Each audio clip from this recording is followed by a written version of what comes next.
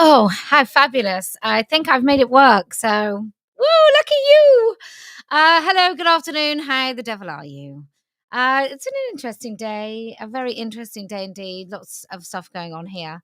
I brought out an old favorite. How much you love that? It's great, right? Um, I've even taken up painting. I mean, there's so much. There's no end to my talents. You may ask, and I may say, I'm not sure if there's any beginning. So, anyway, I just want to. Oh, Kelly is saying because this is kind of a humble brag, right? I may not hear the full live as I'm about to have fish and chips with my friend who is always late, and I'm just going to say to you, Kelly, I hope you don't have gravy. I know many of you may now tune out. I don't even like Yorkshire tea. So, fine. So now we're all interested. You might want to put in the sidebar, especially if you're English, British, Scottish, Welsh. Um, Curry sauce, salad cream, ketchup, or gravy, or cheese with your fish and chips. You discuss. You chat amongst yourselves, put in the sidebar. Anyway, for me, tiny bit of curry sauce, tiny bit of curry sauce and salad cream. And then she's put, oh no, mushy peas. So, this is the great north south divide that we are bridging on this very live stream. Look, I've been talking about the NHS because I feel that over the years, so many positions that I've held really quite dearly. Everyone works so hard in the NHS. It's such a blah blah blah. Um, and that thing there, oh, NHS saved my life. I didn't have to pay for it. You did. It did get paid for.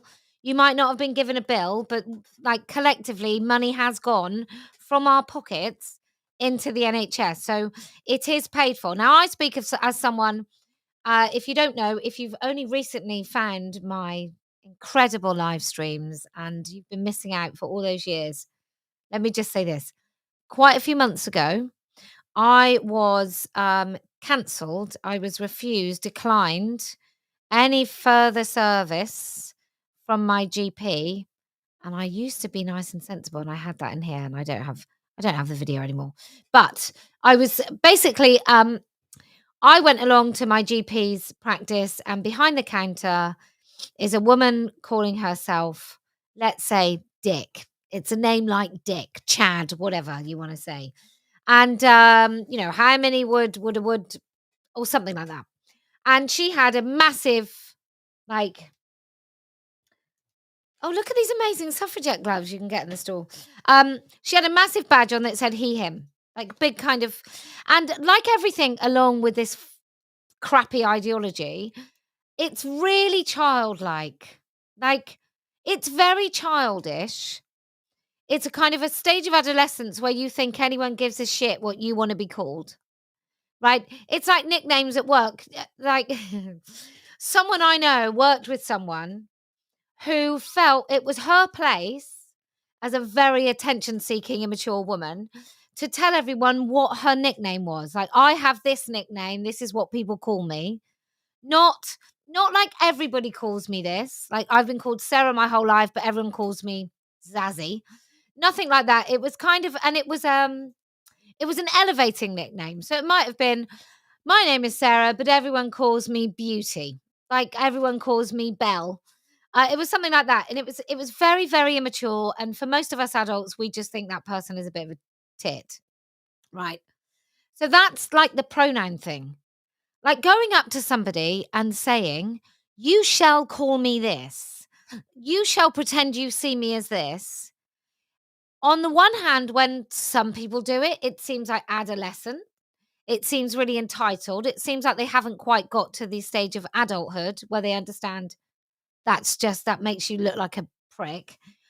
Or you want people to feel uncomfortable and you're exerting power over them. Sometimes both of those things can be true, that you feel that you can exert power, but that's because you haven't grown up. And then there's a much more sinister kind of route to kind of exerting that power. There's there's just knowing that it makes people uncomfortable, enjoying that element of it, as opposed to that kind of, "I wanna be called that, so I will be called that. Damn it, I'll do it until I'm sick." There's that element to it. And this particular woman anyway, so I just said, "I feel you wearing that pronoun badge is a political symbol, and it's not appropriate in the NHS." And she didn't like it very much, and there was a bit of back and forth, and I really kept my cool, and then she said, "But that's got nothing to do with my work." And I said, "Exactly. It's got nothing to do with your work, therefore, you should leave it at home. Don't bring it into work."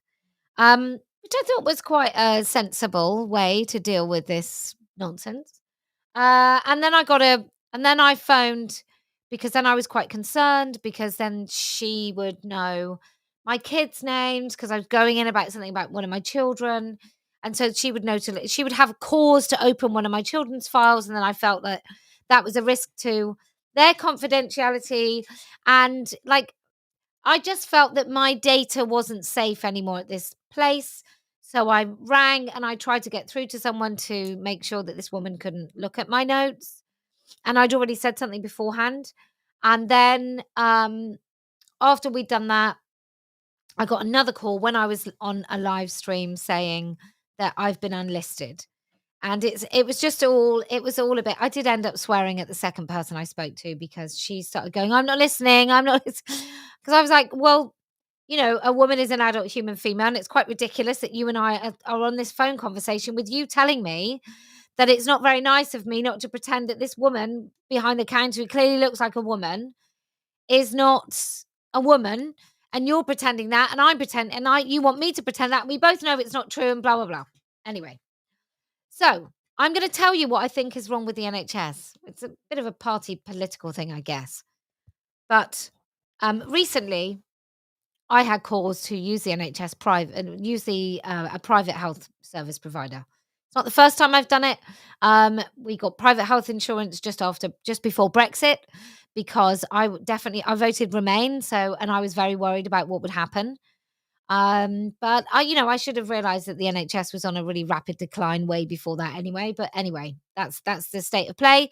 So I used this service, and the person I was with went to see a doctor, and then they were like, "Well, I'd like to give you a chest X-ray." So I was thinking, "Oh, we've got to come all the way back here." But no, you just walk around the corner, you have a chest X-ray.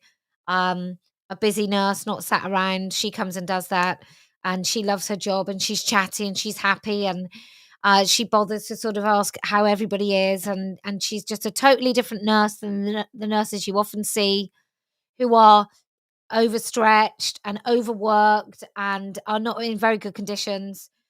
And then after this, then somebody read the X-ray straight away and then said, like, you need this other appointment, so we're going to do this. Let's organize the appointment now. And the appointment was made before we left. And it was a totally different experience. And I don't know why we can't have that at the NHS. And I'll tell you what I think about the NHS overwhelmingly. I think there are loads of nurses, particularly nurses, there are loads of people working in the NHS who are amazing. Really do. They choose it because they want to be part of caring for people and they choose that route. And I don't think we should have nurses going to university except like day release and that they have fully paid for training. But then once you've had that fully paid for training, then you have to stay in the NHS for like 5 to 10 years. Otherwise, you have to pay for your training back, right? So if you leave the country or whatever, like it's a bit of a golden, like we train you and in exchange, you give us this many years of service. I think that's fair enough. I think we know that in loads of GP practices right now, there are GPs that work part-time. And it's very, very difficult then to get an appointment. I think we know we don't have enough GPs, and there's going to be a multitude of reasons as to why that is. I think one of them is that GPs, whilst they're paid a lot, and you and I might think it's an awful lot of money, it used to be that GPs lived in like the biggest houses. Like when I grew up, the GPs were the most well-off people in my town, and I don't think that's true anymore. Like you could have one GP on one wage, and they would live in like in the nice road in the poshest houses. Well, that's just not the case anymore. And I am going to go on a bit of a rant about everything. So, if that's not what you want, then you know. Um, so this is kind of where we are, where it feels like you've got a chain of command, maybe 6 people, and their job is to make sure that not one extra pound is spent on patients. Right? So if Doris has a mastectomy and you're looking at breast cancer wards, then you're going to try and reduce the most you can. What the budgets come down to is the spend per patient. And in between that, in between the kind of the shelling out of the money and the patient, there are loads of unnecessary positions in this management, data, meeting, agenda, committee kind of place. And that happens everywhere. That happens in all manner of industries everywhere, that there are people that's job it is to kind of create a job for themselves and need to look important. I was speaking to somebody the other day who runs a company, and they were saying like somebody new in the role, and what that person is when they as soon as they get in the role, is that they have to make their job relevant. They have to make themselves relevant. They have to put their stamp on it. And I just feel that's loads of middle management. So that's my rant about the NHS. And let me just remind you that 50 million a year is spent on diversity and inclusion policies and kind of personnel. So this doesn't include the flags, the training, the meetings, how much money and time it costs for, say, somebody to go and put posters up, which sounds like no money at all. But everything in the NHS, if you drive it down to a second by second, it costs money. Everything costs money. So that's what I want to say about the NHS. And we've got the Chelsea and Westminster Hospital that I discussed yesterday. And maybe I should talk about gender dysphoria and the fact that it's bullshit. And that anybody trying to peddle the idea that gender dysphoria is something, it's bullshit. It's a term given to somebody displaying behaviors. And I know that's how all mental illness or diagnosis works. But gender dysphoria is just selecting one element of your body. So like all dysphoria, I guess one element of your body that you believe if that had changed, other things will change. But to say that your entire biological sex needs to change is demented. Totally demented. Um oh, well done, Cindy. Cindy's got her aunt, mum, and sisters all toughs. She's convinced them all. So how wonderful. I I just want to say, I am going to read this. Tony Whitworth, Yvette Cooper, I always want to say Yvette, pledges 10 million to help tackle Muslim rape gangs in the UK amid public outrage. Labour pledge 117 million in March to protect Muslims from hate. And I think 140 million going to the Ukraine. I do want to say something about Ukraine, right? Because it's really bothering me. And I just like, you don't have to agree with me on this. I just want everybody to understand that what really happens and the narrative that you're fed by either political side, by anyone, to be honest, if you've got your hand in the kitty of a particular issue, if you stand to make money out of a particular issue, I don't know that you can be trusted to talk about that particular issue. I don't know if I trust people who say, "Well, climate change," who we need to solve it with wind farms and solar, who then have some kind of fingers in their little solar panel pie. I don't think I can trust them to say anything that I agree with, or anyone that does that as well, by the way. Anyone that does that, I want you to know that's such a specific, unnatural thing. Like, I want you to know. I want you to know. Like, you should know all these things. I think we should just do normal hand gestures. By the way, but anyway, Ukraine, before Russia went into Ukraine, and I think there are one. I'm not even going to tell you what I believe the narrative is, but I think it.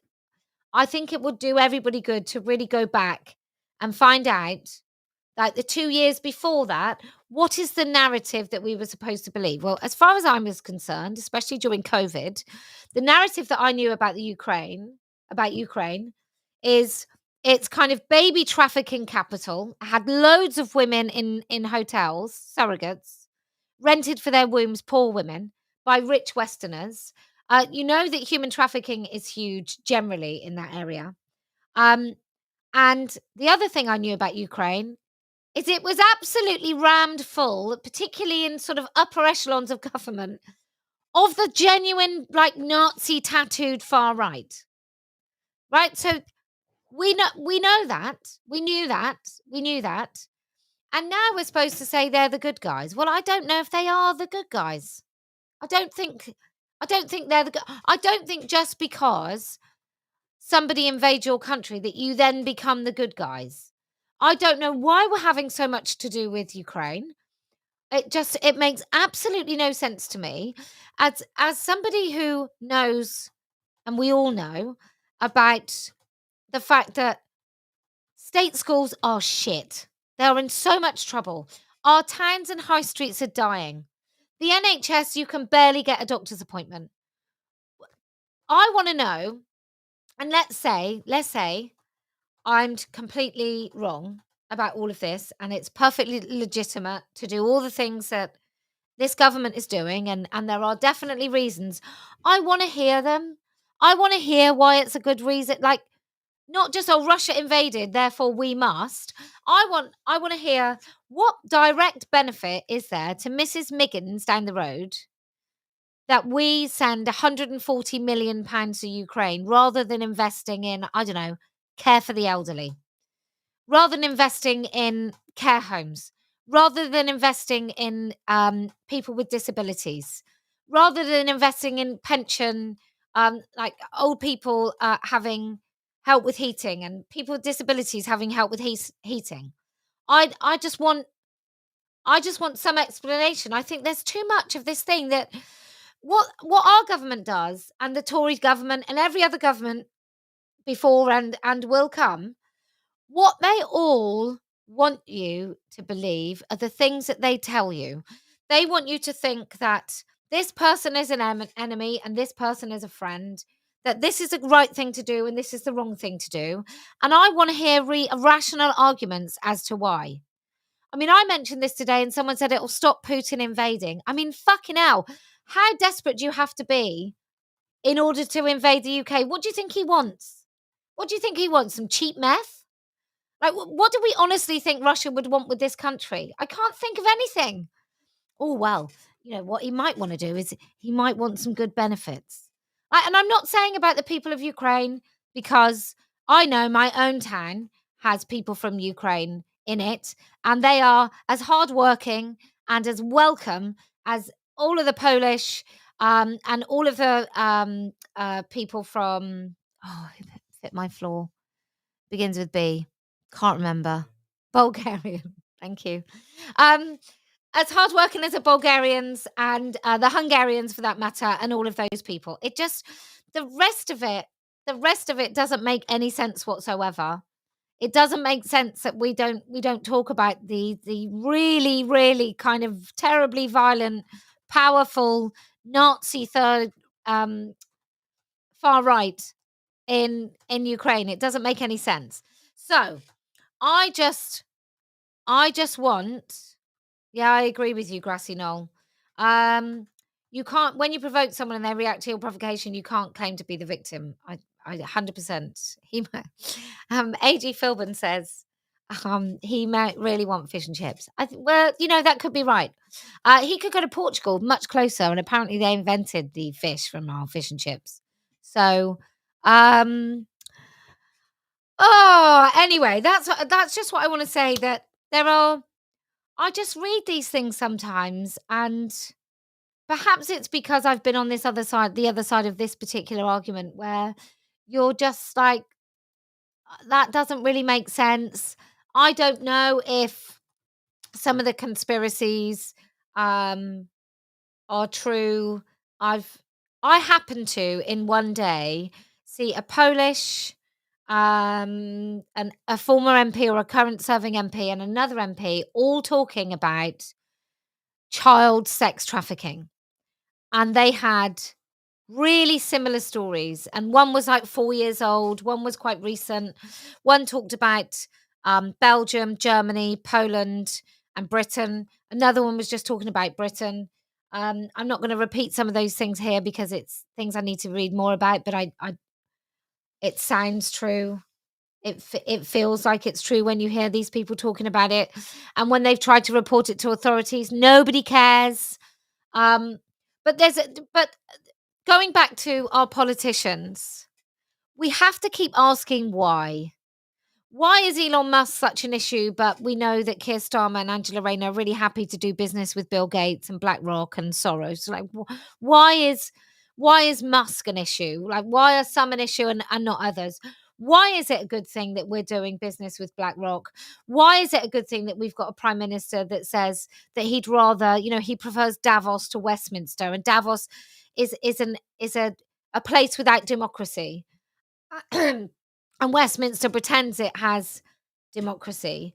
And then you've got our council elections being cancelled, and they happen to, according to something I read, I think it was GB News, said that the council elections are actually the places in which Labour are controlling, and there are definitely issues about grooming gangs. So, just keep whatever you're doing, just keep asking yourself why, and asking the question why. And if you look for it and you can't find a satisfactory answer, or the answer to that is because that person is a bad person, because those people are good and moral and virtuous, then I think you have to think that the thing that you're being told that is moral and virtuous is definitely not moral and virtuous. Recently, I became a cropper when Australia put something out about banning kids from social media, had to prove that they were 16. I was like, oh, this sounds good. I failed to miss the bit that they were banning porn because they weren't. So didn't include pornography. Um, but what it could enable the Australian government to do, which I didn't think about at all, was it enabled the Australian government to get ID from every freaking person online, which means what? No anonymity whatsoever. So every single person would have to prove that they were 18, but really, is it that? Every single person would have to prove who they were before they use the internet. So that's like a really clear example. Somebody said, "Have I watched Andrew Gold?" No, I don't watch Andrew Gold. Um, Te amo mucho. Oh, you're very welcome. Um, I don't know what it is. I was going to speak Chinese. I was going to say "sai tian," which I think means goodbye. Um, but that's just what I want to tell you, that you have to keep your wits about you. You have to kind of, for your own peace of mind, um, you really have to dig in and find the answers for yourself. Because if I tell you what the answers are and what I believe the answers are, then can you really trust what I say? Because what's my vested interest? Why do I want? Why would I want to do that? Well, why would I wanna tell you that, I don't know, the planes in the sky are really aliens? Like, what's in it for me? I'm not gonna tell you that, I just made that up.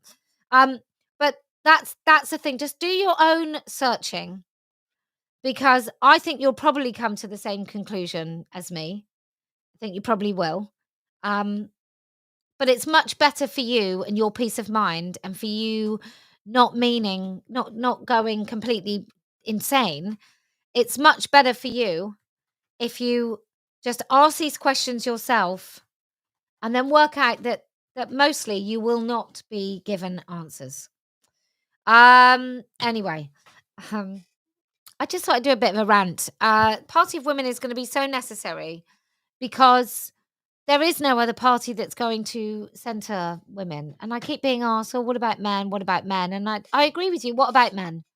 I totally agree with you.